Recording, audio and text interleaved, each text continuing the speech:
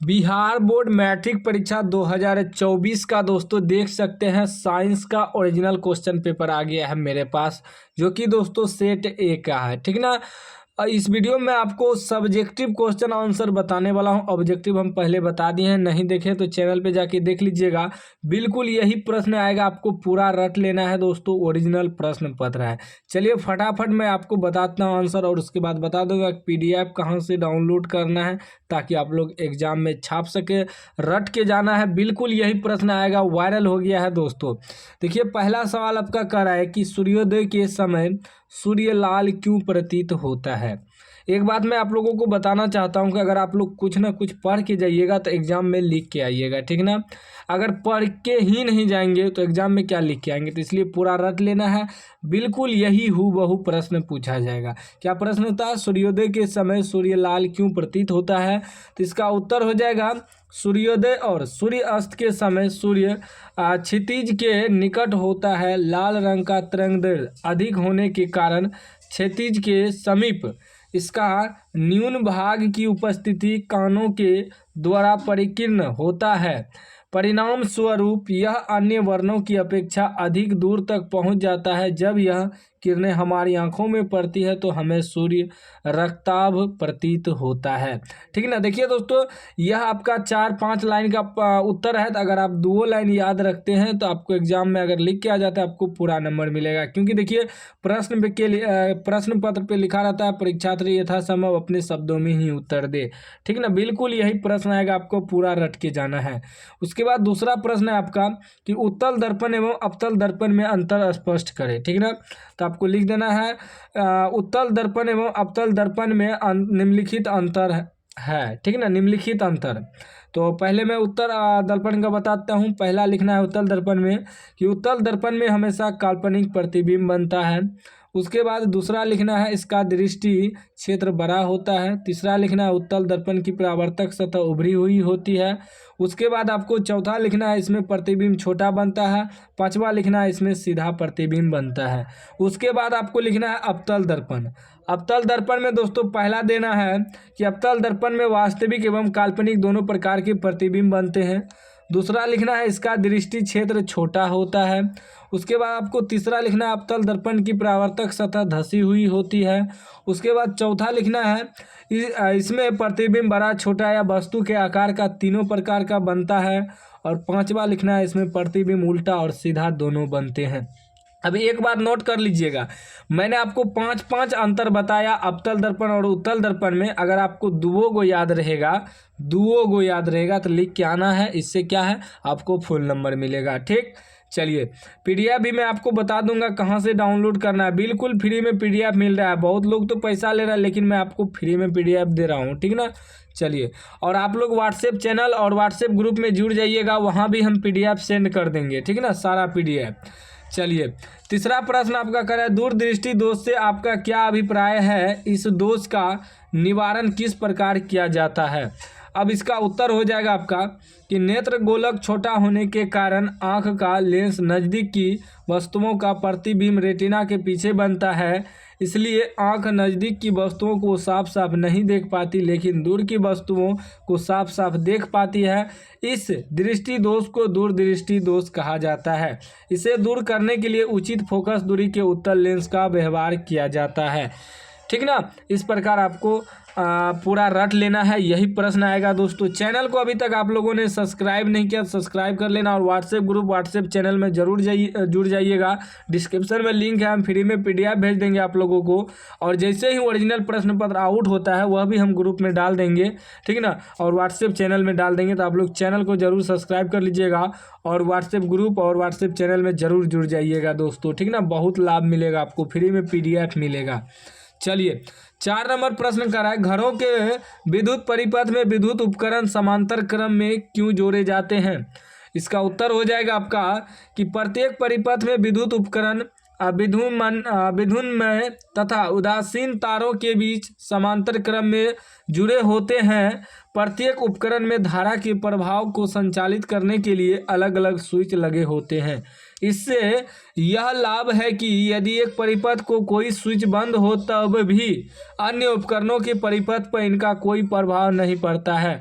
इसके अलावा यह परिपथ से जुड़े सभी उपकरणों को समान वोल्टता प्रदान करता है।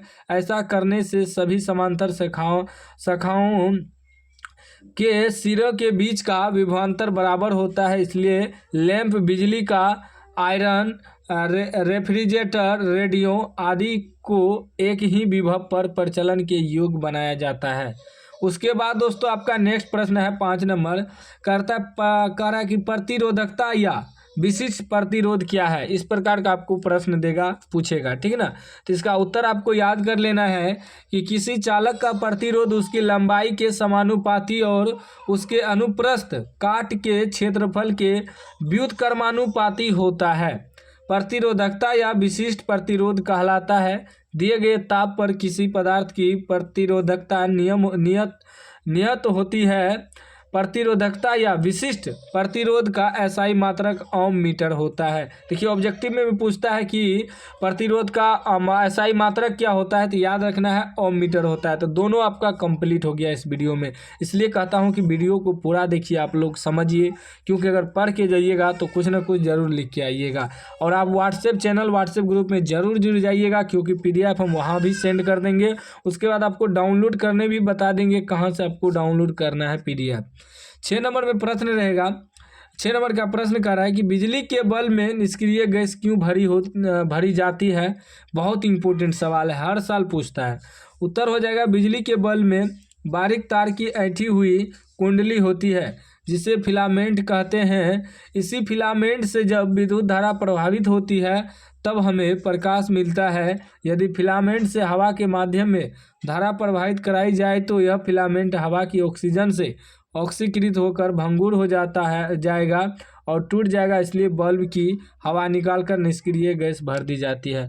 जैसे कि आप लोगों ने देखा होगा 100 वाट का जो बल्ब होता है लाल वाला, उसमें एक स्प्रिंग जैसा ऐसे बना हुआ रहता है, वही जलता है। तो वह क्या होता है, वह फिलामेंट उसे कहते हैं। उसे क्या कहते हैं, फिलामेंट कहते हैं। और उसमें बल्ब में जो है निष्क्रिय गैस भरा जाता है। ऑब्जेक्टिव में भी पूछ सकता है कि बल्ब में कौन सा गैस भरा रहता है, तो आपको बता देना है कि निष्क्रिय गैस भरा रहता है। ठीक, चलिए अगला प्रश्न आपका 7 नंबर का रहा है, वायु में गमन करती प्रकाश की एक किरण जल में तिरछी प्रवेश करती है। क्या प्रकाश किरण अभिलंब की ओर झुकेगी अथवा अभिलंब से दूर हटेगी, बताइए क्यों। ठीक, तो इसका उत्तर हो जाएगा कि वायु में गमन करती प्रकाश की एक किरण जल में तिरछी प्रवेश करती है। विरल माध्यम से प्रकाश की चाल सघन माध्यम की अपेक्षा अधिक होती है। अतः विरल माध्यम से सघन माध्यम में गमन करने वाली प्रकाश की किरण धीमी हो जाती है तथा अभिलंब की ओर झुक जाती है। ठीक, उसके बाद आपका 8 नंबर प्रश्न कर रहा है कि जरा दृष्टि क्या है, जरा दृष्टि दोष क्या है और इसे कैसे दूर किया जाता है। इसका उत्तर हो जाएगा नेत्र लेंस कड़ा हो जाने के कारण उसकी समंजन क्षमता में कमी आ जाती है। इस दृष्टि दोष को जरा दृष्टि दोष कहते हैं और इसके उपचार के लिए बाइफोकल लेंस काम में लाया जाता है। ठीक, उसके बाद आपका 9 नंबर प्रश्न कर रहा है, बिल्कुल यही सब प्रश्न पूछेगा। 9 नंबर का रहा है प्रतिरोध क्या है, तो उत्तर हो जाएगा किसी पदार्थ का वह गुण जिसके कारण वह विद्युत धारा के प्रभाव का विरोध करता है, प्रतिरोध कहलाता है। ठीक, जैसे प्रतिरोध बराबर यानी कि R बराबर होता है विभव बटे धारा यानी कि V बटे I। R बराबर क्या हो जाएगा, V बटे I। यह सूत्र भी पूछता है, आप लोग रट लीजिएगा ऑब्जेक्टिव में। 10वां प्रश्न आपका कह रहा है कि डायनमो की बनावट, क्रिया एवं सिद्धांत का सचित्र वर्णन करें। तो इसका उत्तर हो जाएगा कि डायनमो एक विद्युत उपकरण है जिसकी सहायता से यांत्रिक ऊर्जा को विद्युत ऊर्जा में परिवर्तित किया जाता है। यह उपकरण विद्युत चुंबकीय प्रेरण के सिद्धांत पर कार्य करता है। तो चित्र हमने नहीं बनाया है, PDF बनाने में चित्र नहीं लगाए हैं, तो आप लोग चित्र देख लीजिएगा डायनमो का बुक में। ठीक है ना। अब चलिए हम आपको बताते हैं कि PDF कहाँ से डाउनलोड करना है। PDF डाउनलोड करने के लिए आपको गूगल खोल लेना है। गूगल में आपको सिंपल सा सर्च मारना है SK नॉलेज क्लास। देखिए SK नॉलेज क्लास लिख के आपको सर्च मार देना है। जैसे ही आप सर्च मारेंगे फर्स्ट नंबर में आपको वेबसाइट दिखेगा sknowledgeclass.com। sknowledgeclass.com पे आपको क्लिक करना है। जैसे इस पर क्लिक कीजिएगा नेक्स्ट पेज आपका ओपन होगा। अब ध्यान से आपको समझना है। PDF डाउनलोड करने के लिए एक ऐड दिखेगा, ऐड पे क्लिक कर दीजिएगा ताकि आपका जो है लिंक एक्टिव हो जाए। उसके बाद आपको आना है सिलेबस या क्लास 10th वाले, दोनों में से किसी एक पे आपको क्लिक करना है, ठीक ना। दोनों जगह हम लगा दिए हैं। उस पर क्लिक करने के बाद फिर यहाँ ऐड दिखेगा, ऐड पे क्लिक कर दीजिएगा ताकि पेज रिफ्रेश हो जाए। उसके बाद देखिए यहाँ सारा लिखा हुआ है, class 10th objective question, science, social science, Sanskrit, Hindi, सबका लगा दिए हैं दोस्तों। आके आप आसानी से डाउनलोड कर सकते हैं, घबराने की ज़रूरत नहीं। सारा ऑब्जेक्टिव सब्जेक्टिव लगा दिए हैं, इसमें ऑब्जेक्टिव है। लेकिन आप सिलेबस में आके यहाँ सिलेबस पे क्लिक कीजिएगा तो यहाँ सारा आपको ऑब्जेक्टिव सब्जेक्टिव सब मिल जाएगा सिलेबस में, ठीक ना। यहाँ देख सकते हैं दोस्तों, अभी ऑब्जेक्टिव, हाँ सब्जेक्टिव भी है इसमें, ठीक ना। सारा मिल जाएगा, आके आप यहाँ डाउनलोड कर सकते हैं।